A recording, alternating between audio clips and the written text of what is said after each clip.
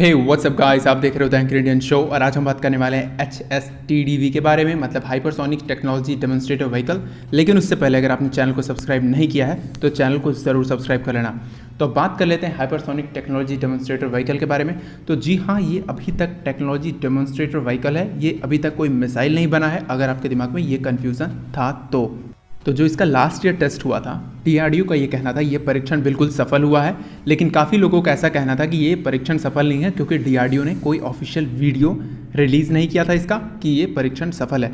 अब इसको जानने से पहले जान लेते हैं हाइपरसोनिक क्या होता है। तो जैसा कि आप अभी देख पा रहे होगे स्क्रीन पे, सबसोनिक, सुपरसोनिक और हाइपरसोनिक। सबसोनिक स्पीड वो होती है जो 0.1 मैक से उड़ती है, सुपरसोनिक मतलब माक 1 टू माक 5 की स्पीड पे होती है, और जो हाइपरसोनिक होती है वो 5 मैक से अबव की, मतलब ध्वनि की गति से 3 गुना ज़्यादा। तो मतलब आप समझ पा रहे हो कि अगर इस स्पीड पे कोई चीज़ उड़ती है तो उसे हाइपरसोनिक कहा जाता है। और जो कि साउंड की स्पीड होती है 343 मीटर पर सेकेंड, उसे 1 मैक कहा जाता है। और 0.8 मैक को सबसोनिक, 0.8 से लेकर 1.2 मैक को ट्रांसोनिक, 1.2 को 5 मैक्स तक लेके सुपरसोनिक, और उसके बाद हाइपरसोनिक आ जाता है। इस सब इक्वेशन से भी सॉल्व कर सकते हो।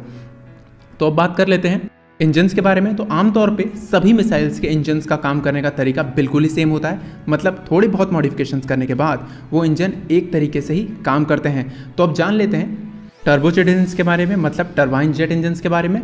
इस इंजन में कंप्रेसर ब्लेड्स हवा को तेज़ी से सोख कर कंबल्सर चैम्बर में भेज देते हैं और उसके बाद ये टरबाइन की तरफ जाता है, मतलब ये जब निकलते समय टरबाइन को मूव करता है और उसके बाद थ्रस्ट की तरफ से ये निकल जाता है। तो ये होता है टर्बोजेट इंजन, मतलब टरबाइन इंजन।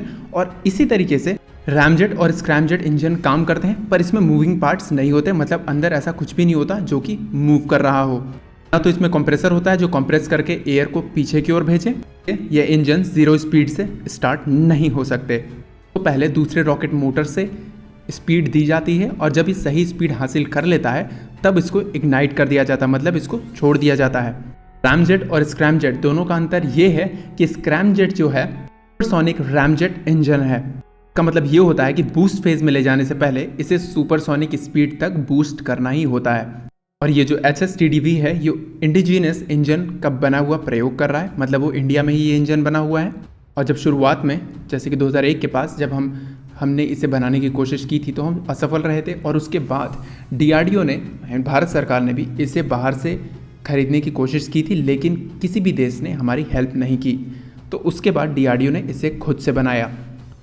और अब बात कर लेते हैं HSTDV के बारे में। HSTDV को जब लास्ट ईयर जब टेस्ट किया गया था तो इसे अग्नि मिसाइल के साथ में लगाया गया था, क्योंकि इसे उस स्पीड तक ले जाना था कि इसका इंजन स्टार्ट हो सके। और जब अग्नि मार्क 1 जो हमारा अग्नि मिसाइल है, जब इसे सुपरसोनिक स्पीड तक ले जाता है तो यह इसके बाद ये हाइपरसोनिक स्पीड पर उड़ना शुरू कर देता है, और उसके बाद इस टेस्ट को सफल माना गया था। तो अब बात कर लेते हैं इसका किस चीज़ में यूज़ हो सकता है। तो इसे एयर डिफेंस सिस्टम की तरह यूज़ किया जा सकता है, इसे एक मिसाइल की तरह यूज़ किया जा सकता है, और इसे एक तरीके का स्पेस जेट इंजन की तरह भी यूज़ किया जा सकता है। मतलब जो स्पेस शटल्स में जो इंजन लगते हैं उसे इस तरीके से यूज़ किया जा सकता है। मतलब आप समझ सकते हो अगर इस स्पीड से कोई भी मिसाइल ट्रैवल करती है तो वो बहुत जल्दी पहुँच सकती है स्पेस में, और पैसे भी कम लगेंगे इस चीज़ में। और DRDO का ये वीडियो नहीं रिलीज़ करना मतलब इतना सीक्रेट प्रोजेक्ट है ये कि इससे बाहर रिलीज़ नहीं किया जा सकता। जैसा कि अभी आप स्क्रीन पे भी देख पा रहे होगे, जब मिसाइल ऊपर उड़ती है, इसको इस स्पीड तक ले जाती है और एक अच्छे एल्टीट्यूड तक ले जाती है, तो ये उस मिसाइल से निकल कर और अपनी एक, मतलब जैसे कि आप देख पा रहे हो क्रूज़ व्हीकल फिर अपनी स्पीड से ट्रैवल करना शुरू कर देता है। अब बात कर लेते हैं इस मिसाइल के वेट के बारे में। तो इस मिसाइल का जो वेट है वो 1 टन का है, और इसकी जो लेंथ है वो 5.5 मीटर से थोड़ी ज़्यादा है, मतलब आप कह सकते हो 5.6 मीटर के आसपास है। कि जो बॉडी है वो ज़्यादातर एयर इनटेक बॉडी है, मतलब ये बहुत जगह से एयर लेता है और उसके बाद उसे यूज़ करता है। और जैसा कि अभी स्क्रीन पे देख पा रहे होगे, सामने की ओर इसकी 4 बॉडी होती है, और फिर वहाँ पे नीचे होता है इसका एयर इनटेक, वहाँ से वो एयर इनटेक लेता है, फिर वो एयर कंबंशन चैम्बर में जाता है। और इसे इस तरीके से बनाया जाता है कि आ रही स्पीड को, जो एयर की स्पीड है वो कम ना होने पाए। और एयर इनटेक और कंबंशन के बीच में होता है आइसोलेटर।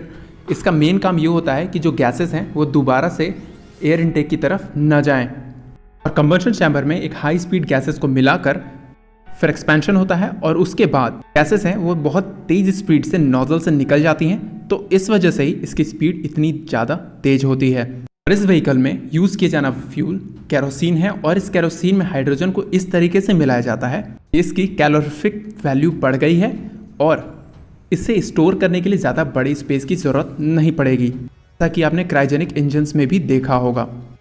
इसका जो टेस्ट किया जाना था वो इसका इंजन का था और इसके आने वाले भी जो टेस्ट होने वाले हैं ये इसे इंजन को ही लेके होंगे। जो पहले से टेस्ट किए गए थे वो अग्नि 1 से जो किए गए थे, तो इसमें बेसिकली ये बात होने वाली थी कि काफ़ी लोगों का ये कहना था कि अग्नि 1 इसे उस स्पीड तक नहीं ले जा पाया, लेकिन ऐसा होना चाहिए था कि इसे हमारे सुखोई 30 MKI से ही फायर करना चाहिए था, क्योंकि अगर आप यूनाइटेड स्टेट्स और रशिया को देखोगे तो वो बॉम्बर्स या फिर फाइटर जेट्स का यूज़ किए हैं अपने इस हाइपरसोनिक मिसाइल को बनाने के समय।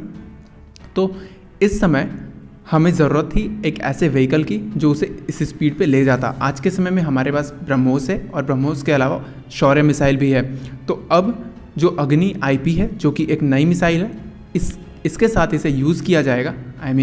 जो हमारा आने वाला टेस्ट है, इस महीने में जो टेस्ट होने वाला है उसे अग्नि IP से ही किया जाएगा। और उस वीडियो का जो सेकंड पार्ट है वो मैं लेके आऊँगा। ये इस वीडियो का फर्स्ट पार्ट था। आई होप वीडियो आपको समझ में आई होगी।